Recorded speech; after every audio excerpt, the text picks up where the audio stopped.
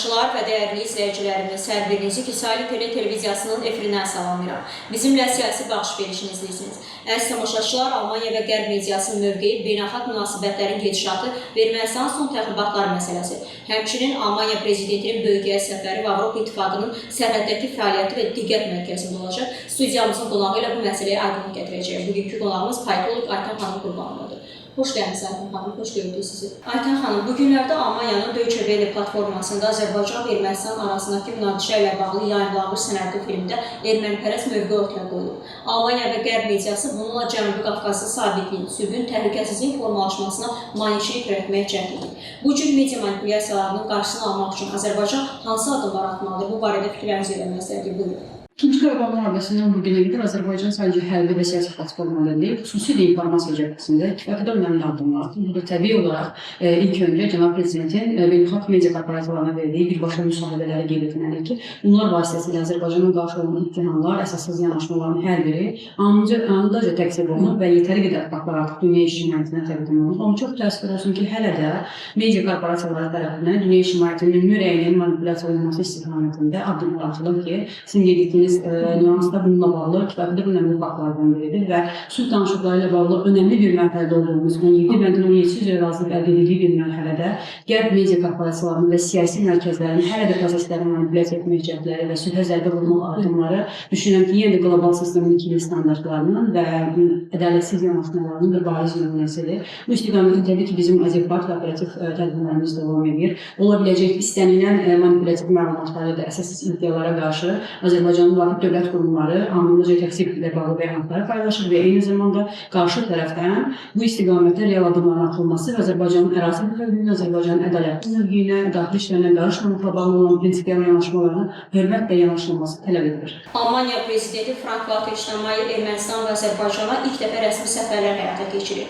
Artıq Ermənistanda səfərdə olan Steinmeierin səfərini necə dəyərləndirirsiniz? Səfər öncəsi yaranan qanunlardan sonra Almaniya tərəfi rəsmi şəkildə üzr istədi. Bunun münasibətiniz necədir? Çox təəssüf olsun ki, səfər çərçivəsində kifayət qədər əsassız yanaşmalar və yenə də hadisələri manipulyasiya etmək cəhdlərimizi müşahidə etdik. 31 mart 1918-ci il soyqırımının il dönümü ərəfəsində, il dönümü keçirildiyi bir gündə qondarma erməni soyqırımı ilə bağlı olan saxta bir abidənin ziyarət edilməsi ilk atılan belə bir addımlardan biri idi ki, düşünürəm ki, bu Almaniya tərəfindən həm münasibətlərə zərbə vuracaq, həm də Almaniyanın qlobal sistemdəki nüfuzuna zərbə vura biləcək ən əsas addımlardan biridir. Digər bir istiqamətdə paylaşılan məlumatlarda, əsaslı şəbəkələrdə paylaşılan məlumatlarda prezidentin adından verilən bəyanatda çox təəssüf olsun ki, qısa dövrə əhatə etsə də qondarma rejimlə bağlı vurğu edilməsi Azərbaycan ərazi bütövlüyünün olan böyük hörmətsizliyidir. Bununla bağlı da Azərbaycan tərəfindən adekvat şəkildə Almaniyaya münasibət bildirildi və Almaniya-Azərbaycan olan diplomatik nümayəndəliyin rəhbəri Xaricilər Nazirliyinə dəvət olundu və nota təqdim olundu. Bugün artıq paylaşılan məlumatlarda aydın şəkildə görə bilirik ki, Almaniya tərəfindən rəsmi üzv baxıb paylaşılır və bu texniki səhv olaraq ifadə olunur. Amma çox təəssüf edirik ki, tarixdə bu texniki səhv Almaniya-Azərbaycan münasibətlərinə kölgə sala biləcək negativ addımlardan biridir. Bəzi beynəlxalq media qurumlarının sülh danışıqlarının qərəzi, yalan və ermənipərəst mənbələrinə istinad edərək işıqlandırılması regionda sülh prosesinə necə təsir göstərəcək? Bu barədə nə demək istərdiniz? Ümumiyyətlə, birtərəfli qaydada Ermənistan mediasında istinad edərək paylaşılan informasiyaların hər biri hadisələrə birtərəfli yanaşmanı və qərəzli yanaşmanı özündə etibar edir. Çünki biz çox yaxşı bilirik ki, erməni mediası daha çox özlərinə uyğun olan, maraqlarını təmsil edən yanaşmaları və hətta xəyali yanaşmaları ifadə edən müəyyən bəyanatlar, müəyyən bir özləri üçün formalaşdırdığı faktları paylaşırlar. Və bunlara istinad etmək, bu məlumatlara istinad etmək, birbaşa olaraq həmin istinad edən tərəflərin özünün də etibarlılığını şübhə altına alan əsas məqamlardan biridir. Ona görə də əgər regionda baş verən proseslərlə bağlı, sülh danışıqları ilə bağlı, Azərbaycan-Ermənistan münasibətləri və normallaşma prosesi ilə bağlı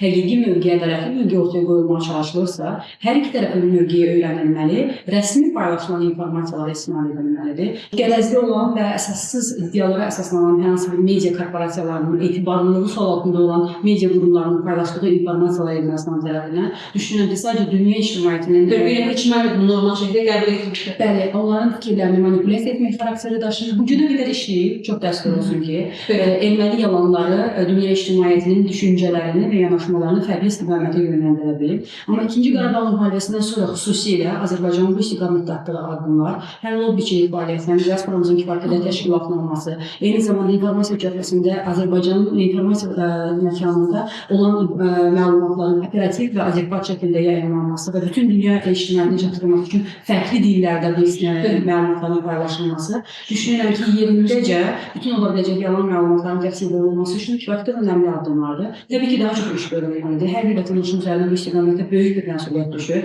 Hər birimiz çalışdığımız cəbhədə, hər birimiz təmsil olunduğumuz platformada Azərbaycanla bağlı həqiqətlərin dünya ictimaiyyətinə çatdırılması istiqamətində yetər qədər iş görməliyik ki, həmrəyliyimizi də bu istiqamətdə nümayiş etdirib bizə qarşı olan kampanyaların qarşısını. Son günlər Ermənistan Azərbaycana qarşı müxtəlif təxribatlar həyata keçirir. Bu barədə nə demək istərdiniz? Yine eyni məqamı qeyd etsək ki, bu regionda sülh prosesinə nə vəsil olacaq, necə təsir göstərəcək? Artıq 5 ilə yaxında sülh danışıqları davam edir və sülh danışıqları çərçivəsində sülh məktubunun 17 bəndin 17-si zörr razılıq əldə olunur. Çox təəssüf olsun ki, Ermənistan tərəfi 17 bənd zörr razılıq əldə olunması ilə bağlı məqamı müəyyən platformalarda yüksək səslə ifadə etdiyi halda, yenə də şərti sərhəddə atəşkəsinin pozulması yolları davam edir. Terror təşkilatının üzvlərinin maskalı şəkildə şərti sərhəddə hər hansı bir əməliyyatlar, dırnaqarası əməliyyatlar keçirdiyini biz müşahidə edə bilirik. Eyni zamanda Binakum diplomatiyası davam edir ki, Avropa İttifaqının mülki missiya adı altında da fəaliyyət göstərən kəşfiyyat missiyasının atdığı hər bir addımın sülh əzəldə olan ən əsas istiqamətlərdən biridir. Çünki Avropa İttifaqının mülki missiyasının Azərbaycan sərhədinin uzaqlaşdırılması və onun fəaliyyətinin dayandırılması bizim sülhlə bağlı ən əsas şərtlərimizdən biridir. Digər əsas şərtlərimizdən biri də konstitusiya ediləcək dəyişikliklə bağlıdır. Bəli, 17 bənd üzrə razılıq əldə olunur. Bu sadəcə olaraq çərçivə sənədidir. Çərçivə sənədinin davamlı sülhə çevrilməsi üçün Ermənistan ilkin olaraq konstitusiya dəyişikliyi etməli, Azərbaycanın qarşı olan ərazi iddialarından tamamilə imtina etməli, bu istiqamətdə hüquqi öhdəliyi götürməlidir. Eyni zamanda bizim sərhədimizdə ola biləcək bütün təhdidlər aradan qaldırılmalıdır ki, Avropa İttifaqının missiyası bu istiqamətdə ən əsas hədəflərdən biridir. Aytən xanım, sizcə İrəvanın bu siyasəti nəyə hesab alın? Onlar yenə mi dəmir yumruq istəyirlər? Görünür odur ki, bəli, hərbi qarşıdurma əslində yeni süni münaqişə ocağının yaradılması ilə bağlı ssenarinin tam davamıdır. Biz artıq bir neçə ayda müşahidə edə bilirik ki, Qərb mediasında da iki dövlət arasında yeni bir gərginlik və qarşıdurmanın olması ilə bağlı ssenarilər və ehtimallar səsləndirir. Və bu Ermənistanın özünün təşəbbüsü ya da suveren iradəsinin təcəssümü deyil, onun ağalarının diktə etdiyi ssenarini regionda tətbiq etməsi ilə bağlı real nəticələrdir. Çox təəssüf ki, Ermənistanın və Ermənistan arasında dayanan güclərin ən əsas bugün hədəfi Azərbaycan-Ermənistan yeni bir süni münaqişə ocağının yaradılması və regiona nüfuz etmək üçün boşluğun yaradılması. Ermənistana bir alət kimi istifadə edərək öz maraqlarını ortaya qoyur. Hər zaman olduğu kimi Ermənistan suveren xarici siyasət konsepsiyasına sahib olan bir dövlət deyil. Dövlətçilik ənənələrinə sahib olan bir dövlət deyil. Bugün Ermənistan daxilində yetəri qədər bir siyasi gərginliyi müşahidə edə bilir. Çünki müxalifətlə iqtidar arasında qarşıdurma, hikmətləri, seçki arasında bəli, cəmiyyətdə fikir ayrılıqları yetəri qədər yüksək səviyyədədir və çox təəssüf olsun ki, hərbi siyasi hakimiyyət son 5 ildə sülh danışıqları dövründə cəmiyyətdə revanşist əhval-ruhiyyənin aradan qaldırılması, sülhə hazırlıqla bağlı heç bir ideoloji təbliğat aparmır, heç bir ideoloji iş görmür. Və bunun özü belə əslində bugün sülhə ən böyük zərbə vuran addımlardan biridir. Çünki biz sülh müqaviləsində sadəcə sənəd üzərində ola biləcək hər hansı bir mətn olaraq görmürük. Biz bunu inteqrasiya prosesinin başlanğıcı olaraq görürük. Kommunikasiyaların bərpa olunması üçün kifayət önəmli addımlardan biridir. Biz Zəngəzur dəhlizinin açılmasından danışırıqsa, onun ən əsas əməliyatlarından biri iki dövlət arasında normallaşma prosesinin başlanmasıdır. Bu normallaşma prosesinin əsasının təməlini də prinsipial olaraq Ermənistan tərəfindən bütün ərazi iddialarından imtina olunması təşkil edir ki, bugün Ermənistan hərbi siyasi hakimiyyətində bu yanaşmanı çox təəssüf ki, biz görə bilmirik. Aytən xanım, şərqi sərhəddə Avropa İttifaqının casus missiyası təqsirləşir. Bütün təxribatlar onların gözləri qarşısında baş verir.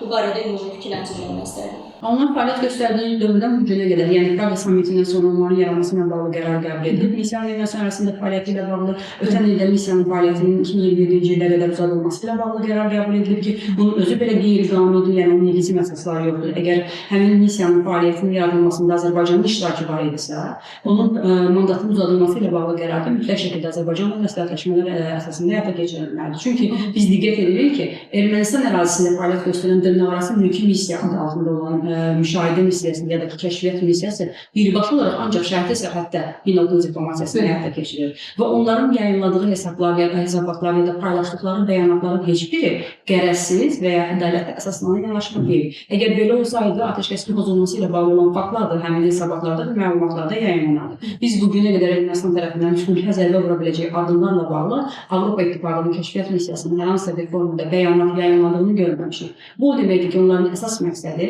kəşfiyyat xarakterli məlumatların toplanılması, ötürülməsi və Ermənistanın hərbiləşdirilməsi üçün zəmin yaratmaqdır və sonradan süni münaqişə olacağı onların planladığı kimi yarana bilsə, bu zəmində onların hərbiləşdirilməsi və Ermənistan arasında Avropanın və ümumilikdə Qərbin hərbi bazasının, hərbi kontingentinin formalaşdırılması ilə bağlıdır. Düşünürəm ki, ssenarinin onlar üçün formalaşdırılmış əsas mərhələləri bu istiqamətdir. Çox sağ olun Aytən xanım, fikirlərinizi bölüşdüyünüz üçün təşəkkür edirik.